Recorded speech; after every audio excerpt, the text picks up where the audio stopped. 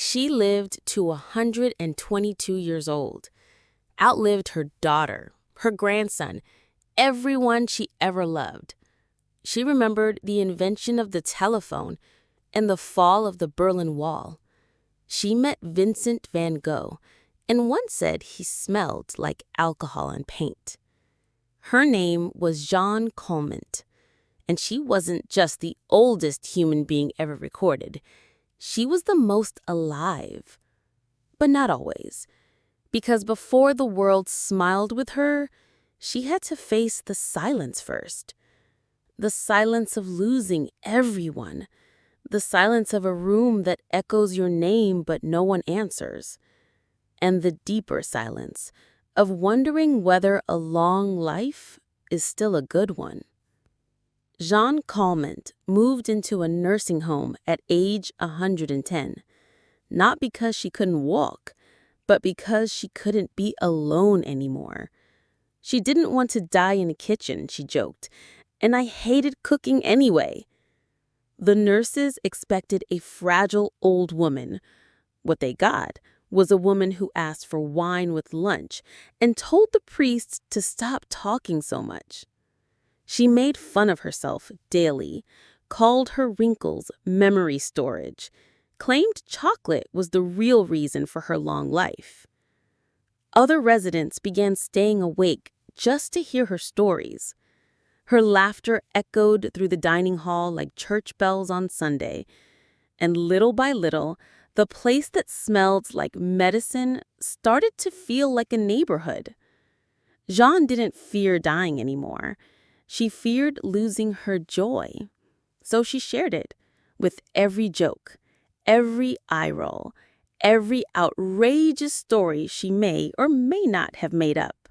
By the time Jeanne turned 115, her body had begun to betray her. She no longer walked to the dining room. Her eyes blurred. Her hands trembled too much to thread a needle. But her spirit, that only grew sharper. When a nurse asked how she felt turning 115, she said, "I've waited this long for someone to ask." She couldn't write anymore, so she dictated letters for children who had sent her drawings from around the world. "Tell them," she said, "that I haven't finished the chocolate yet." Her humor wasn't a mask. It was a mirror, a way of saying, yes, I'm old, yes, I'm tired, but I'm still me. Most people slow down to disappear. Jeanne slowed down and became even more visible. Even as she lost her independence, she never lost her identity. That is perhaps the rarest kind of aging, when the light inside stays on, even as the body dims, and every person who walked into her room walked out a little brighter. Jeanne didn't lead group activities. She didn't run a club. She never gave speeches. But somehow, she created a community just by being there. Nurses lingered longer in her room. Residents waited in the hallway, hoping she'd pass by and say something funny. She remembered everyone's name, even when they forgot hers. She was the glue in a place designed for endings. And what made her remarkable wasn't her record-breaking age. It was her ability to make others forget how afraid they were of getting old. One staff member later said, "She made this nursing home feel less like a waiting room for death and more like a porch at sunset." Jeanne didn't smile because life was easy. She smiled because she still had company, because someone still laughed at her jokes, because being remembered doesn't require being loud, just being real. In a place most people associate with silence, Jeanne left behind echoes of laughter, of presence, of how to age without giving up the best parts of yourself. Jeanne never tried to be famous. She didn't chase cameras. She didn't post quotes. But stories have a way of escaping walls. At 117, a journalist asked to interview her. He expected a frail, silent woman. Instead, he got this: "I only have one wrinkle, and I'm sitting on it." That quote made it to the front page, then national TV, then the Guinness Book of World Records. Soon, she was on postcards. Her face, wrinkled, radiant, became a symbol of longevity. But Jeanne never let that get to her head. "I'm not a miracle," she said. "I just didn't die yet." Schools sent her letters. Children asked how to live to 122. She always said, "Eat chocolate, laugh often, hold on to your stubbornness." But beneath the jokes was something rare, a kind of quiet wisdom that comes only from seeing too much and choosing joy anyway. Jeanne showed the world that aging doesn't have to be shrinking. It can be expansion, in compassion, in connection, in courage. And in one small room in a nursing home in Arles, she became larger than life simply by living it out loud. Jeanne didn't fear death. What she feared was running out of people to tell stories to. In her final year, she often closed her eyes and whispered, "I think he forgot me." She outlived 2 world wars, electric cars, the Soviet Union, and all her friends. But not her sense of humor.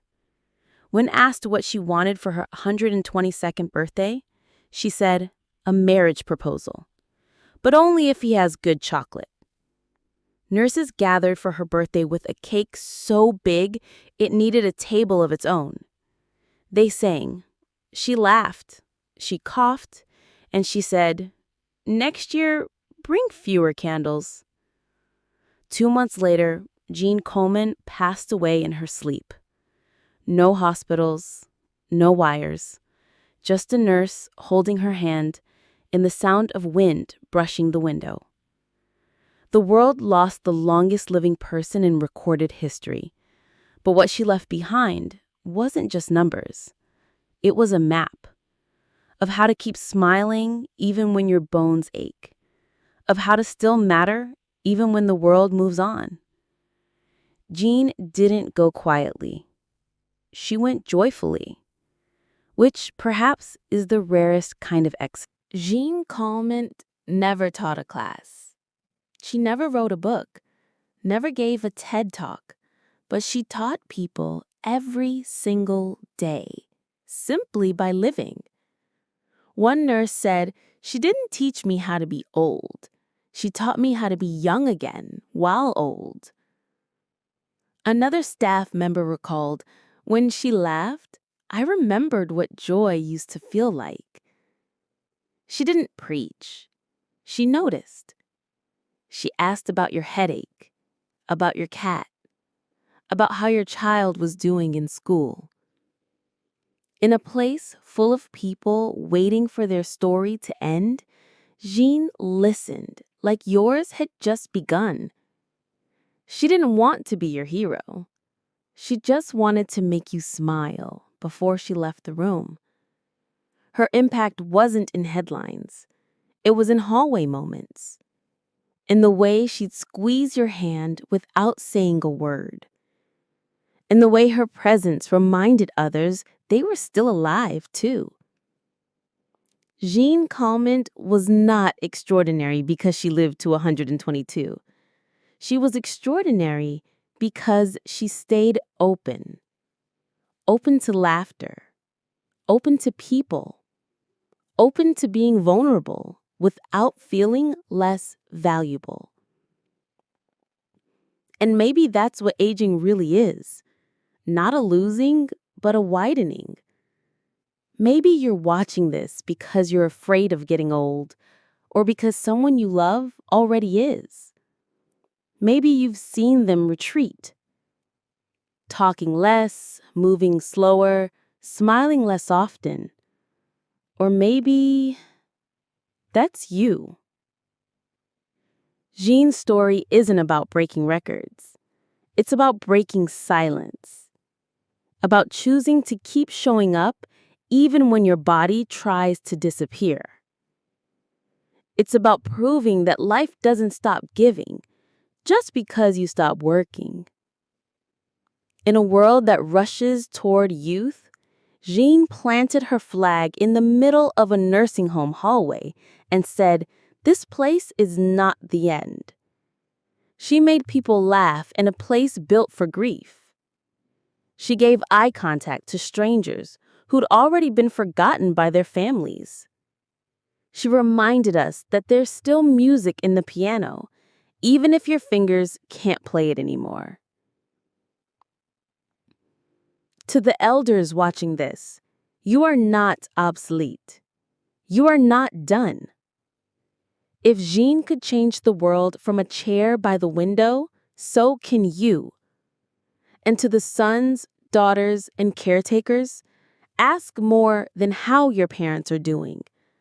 Ask what still brings them joy. Sit down, listen longer, let them be your teacher, not your task. Jeanne didn't leave behind a monument. She left a mirror. And when we look in it, we see what's possible.